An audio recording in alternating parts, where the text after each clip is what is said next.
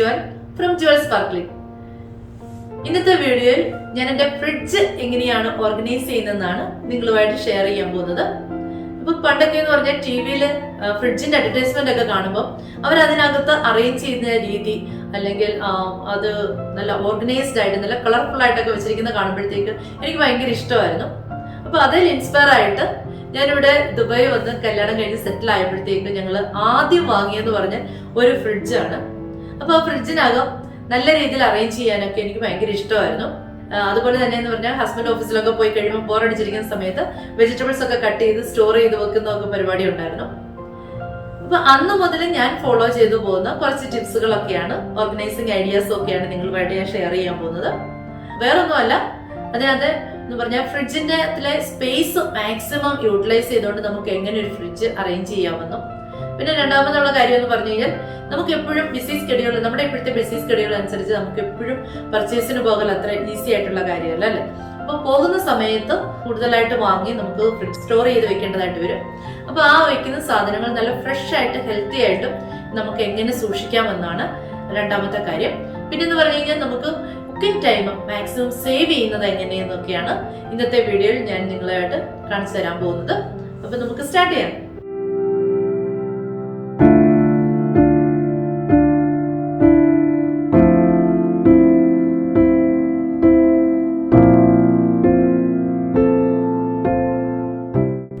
Covid കാലം start ചെയ്തപ്പോൾ മുതൽ ഞങ്ങൾ വീട്ടിലേക്കുള്ള പ്രൊവിഷൻസ് മിക്കപ്പോഴും ഓൺലൈനിലാണ് ഓർഡർ ചെയ്യാറ്. അപ്പോൾ ഇന്നൊരു ഓർഡർ വരാനുണ്ട്. അപ്പോൾ അത് അവർ മോർണിംഗിൽ തന്നെ പ്ലേസ് ചെയ്തു. വെജിറ്റബിൾസും ഫ്രൂട്ട്സും കുറച്ച് മീറ്റും ഫിഷും ഒക്കെയാണ് വന്നിരിക്കുന്നത്. അപ്പോൾ അതെങ്ങനെയൊക്കെയാണ് നമുക്ക് ഫ്രിഡ്ജിൽ അറേഞ്ച് ചെയ്യുന്നതെന്ന് കാണാം.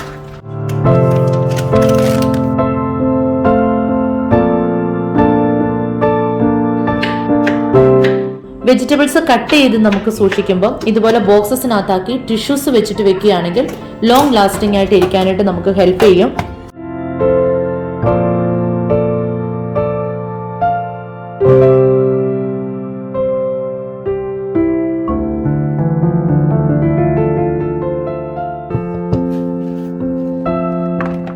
അതുപോലെ ക്യാരറ്റ് വെള്ളം ഒഴിച്ച് വെക്കുകയാണെങ്കിൽ നല്ല ഫ്രഷ് ആയിട്ട് ലോങ് ലാസ്റ്റിംഗ് ആയിട്ടിരിക്കും.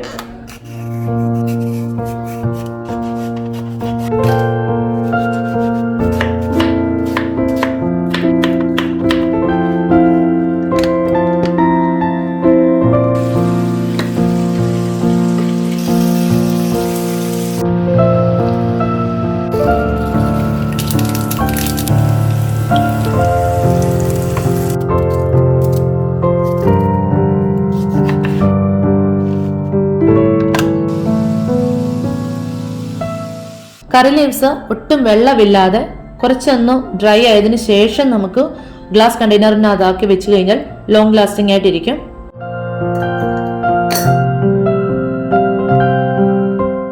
ഇതുപോലെ ഡ്രം സ്റ്റിക്സ് ഒക്കെ നമുക്ക് കട്ടിയുള്ള പേപ്പർ റാപ്പ് ചെയ്ത് വെച്ച് കഴിഞ്ഞാൽ നല്ല ഡ്രൈ ആകാതെ ഇരിക്കും. കുക്കുംബർ, ക്യാപ്സിക്കം ഒക്കെ നമുക്ക് ടിഷ്യൂ പേപ്പറിനകത്ത് റാപ്പ് ചെയ്ത് വെക്കാം.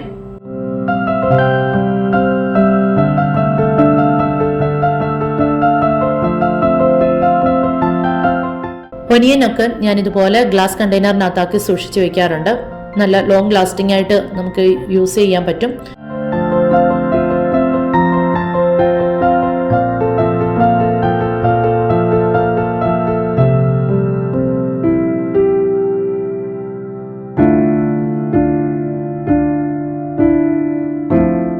വാഷ് ചെയ്യാതെ മിന്റ് ലീവ്സ് ഒക്കെ നമുക്ക് ടിഷ്യൂസ് ഇട്ട് വെച്ച് കഴിഞ്ഞാൽ നല്ല ലോങ് ലാസ്റ്റിംഗ് ആയിട്ടിരിക്കും.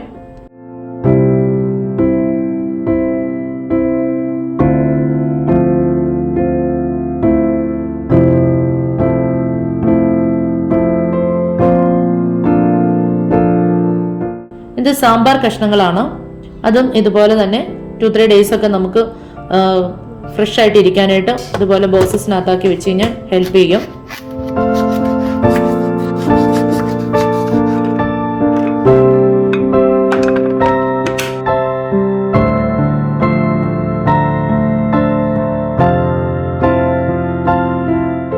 കൊറിയാണ്ടർ ലീവ്സ് ഒക്കെ ടിഷ്യൂസ് ഇട്ട് വെച്ച് കഴിഞ്ഞാൽ നല്ല ഫ്രഷ് ആയിട്ടിരിക്കും.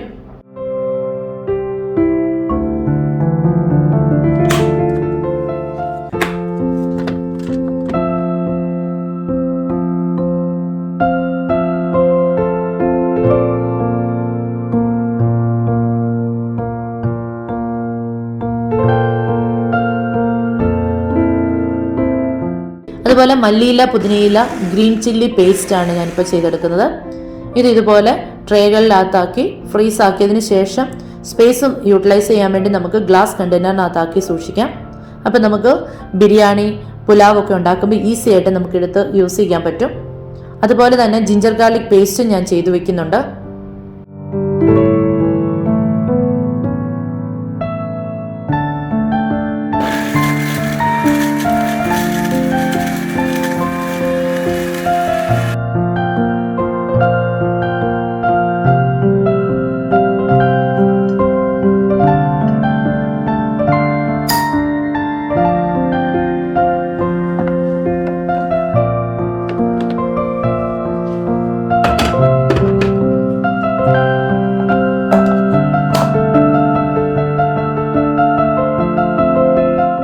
ഞാൻ മാംഗോ ജാമാണ് ഉണ്ടാക്കാൻ പോകുന്നത്. അപ്പോൾ ഇപ്രാവശ്യം കുറച്ച് കൂടുതൽ മാംഗോ വാങ്ങിയിട്ടുണ്ടായിരുന്നു. അപ്പോൾ എന്താണോ മാർക്കറ്റിൽ കൂടുതലായിട്ട് അവൈലബിൾ ആയിട്ടുള്ള ഫ്രൂട്ട് അത് വാങ്ങി ഞാൻ ജാം ഉണ്ടാക്കാറുണ്ട്. അപ്പം മിക്കപ്പോഴും സ്ട്രോബെറി ജാമാണ് ഉണ്ടാക്കുന്നത്. അപ്പം മക്കൾക്ക് വീട്ടിലുണ്ടാക്കുന്ന ജാമിനോടാണ് കൂടുതൽ താല്പര്യം. അവർക്ക് മാർക്കറ്റിൽ നിന്നുള്ള ജാം അത്ര താല്പര്യമില്ല.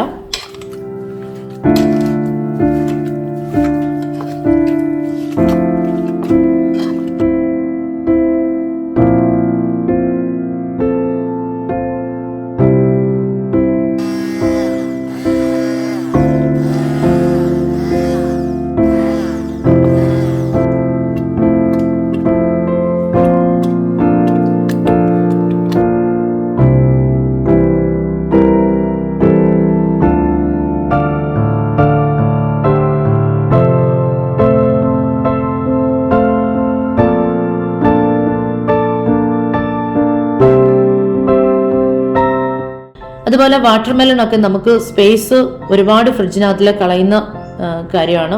അപ്പം ഞാൻ ചെയ്യുന്നതെന്ന് പറഞ്ഞാൽ വാട്ടർമെലണിന്റെ കുറച്ച് പാർട്ട് എടുത്തിട്ട് ഇതുപോലെ ജ്യൂസ് ആക്കിയിട്ട് പോപ്സിക്കിൾസ് ഉണ്ടാക്കി ഫ്രീസറിൽ വെക്കാറുണ്ട്. അവർക്ക് ഇഷ്ടമുള്ള രീതിയിൽ കഴിക്കുകയും ചെയ്യാം, ഫ്രൂട്ട്സിന്റെ ഗുണവും കിട്ടും. പിന്നെ ലെമൺ ബോട്ടിലിനകത്താക്കി ഇതുപോലെ വെള്ളം ഒഴിച്ച് ഞാൻ വെക്കാറുണ്ട്. നല്ല ഫ്രഷ് ആയിട്ട് ഇരിക്കാൻ ഹെൽപ്പ് ചെയ്യും, ഡ്രൈ ആയി പോകത്തില്ല.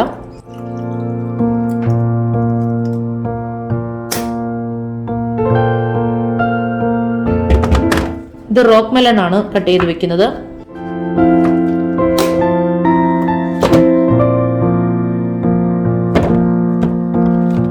അതുപോലെ ചപ്പാത്തിയുടെ പൊടിയൊക്കെ ഞാൻ ചപ്പാത്തി ഉണ്ടാക്കിയതിന് ശേഷം ബാലൻസ് വരുന്നു അല്ല ചപ്പാത്തി ഉണ്ടാക്കാൻ വേണ്ടിയൊക്കെ ഞാൻ ഫ്രിഡ്ജിനകത്ത് വെക്കാറുണ്ട്. 2-3 ഡേയ്സിലേക്കൊക്കെ നല്ല ഫ്രഷ് ആയിട്ടിരിക്കാൻ ഇങ്ങനെ വെച്ച് കഴിഞ്ഞാൽ ഹെൽപ്പ് ചെയ്യും. അതുപോലെ ഫിഷ് ഫ്രൈ ചെയ്യാനായിട്ട് നമുക്ക് സ്പൈസസ് ഒക്കെ ആഡ് ചെയ്ത് സിപ്ലോ കവറിനകത്താക്കി നല്ലതായിട്ട് എയർ ടൈറ്റ് ആയിട്ട് വെക്കാം.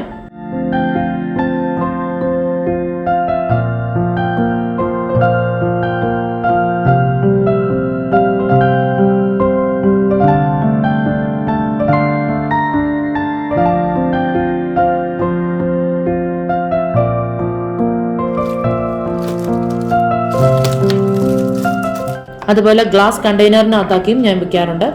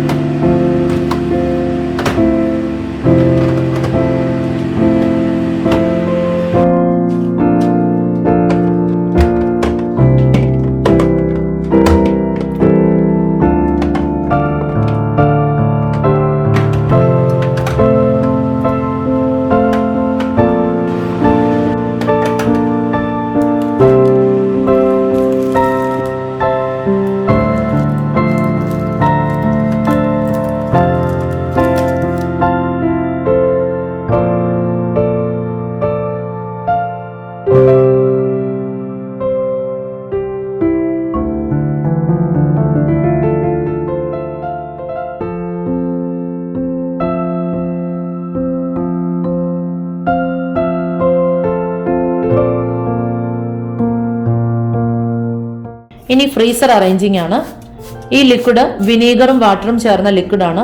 ഞാൻ എല്ലാ വീക്കിലും ഇത് സ്പ്രേ ചെയ്തിട്ട് തുടച്ച് എടുക്കാറുണ്ട്.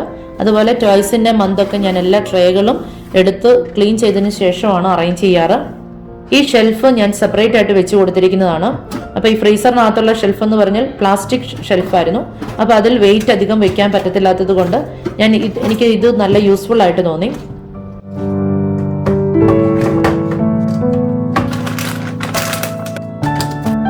പിന്നെ ഞാൻ ഐസ് ട്രേ ഞാൻ എടുത്ത് മാറ്റിയിരിക്കുകയാണ്. അതിന് പകരമായിട്ട് ഈ കളർഫുൾ ആയിട്ടുള്ള ഐസ് ക്യൂബ് ബാഗ്സ് ഞാൻ ഇങ്ങനെ വെച്ചിട്ടുണ്ട്. അപ്പോൾ അത്യാവശ്യം എന്തെങ്കിലും കാര്യങ്ങൾക്ക് ഇത് നമുക്ക് ഈ ഐസ് ക്യൂബ്സ് യൂസ് ചെയ്യാവുന്നതാണ്. വീണ്ടും റീയൂസ് ചെയ്യുകയും ചെയ്യാം.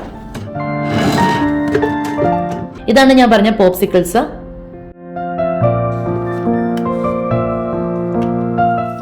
അപ്പൊ ഇത്രയൊക്കെയാണ് ഫ്രീസർ അറേഞ്ച് ചെയ്തിരിക്കുന്നത്.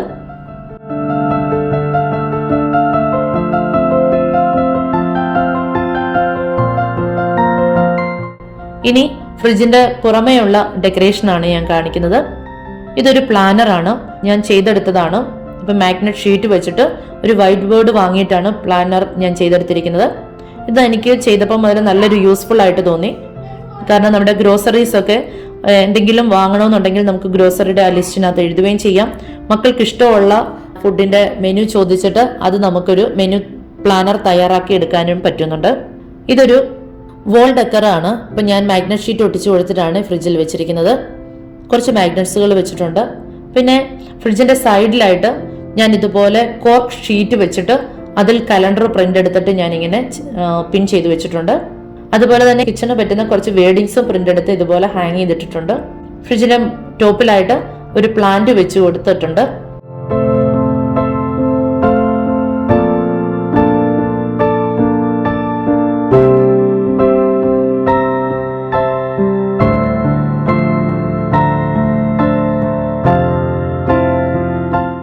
അപ്പൊ ഇത്രയൊക്കെയാണ് എൻ്റെ ഫ്രിഡ്ജിന്റെ ഓർഗനൈസിങ് ഐഡിയാസും ഡെക്കറേഷനും ഒക്കെ. അപ്പൊ നിങ്ങൾക്ക് വളരെ യൂസ്ഫുൾ ആയെന്ന് എനിക്ക് തോന്നുന്നു. അപ്പം നമുക്ക് എങ്ങനെയാണ് കുക്കിംഗ് ടൈം എങ്ങനെ സേവ് ചെയ്യാവുന്നുള്ളതും അതുപോലെ തന്നെ ഗ്ലാസ് കണ്ടെയ്നേഴ്സിനകത്താക്കി വെക്കുന്നത് കൊണ്ട് നമുക്ക് സ്പേസ് മാക്സിമം യൂട്ടിലൈസ് ചെയ്യാം. അതുപോലെ തന്നെ നമുക്ക് ഫ്രഷ് ആയിട്ട് ഫ്രിഡ്ജിൽ വെക്കുന്ന സാധനങ്ങൾ സൂക്ഷിക്കാനും സാധിക്കും.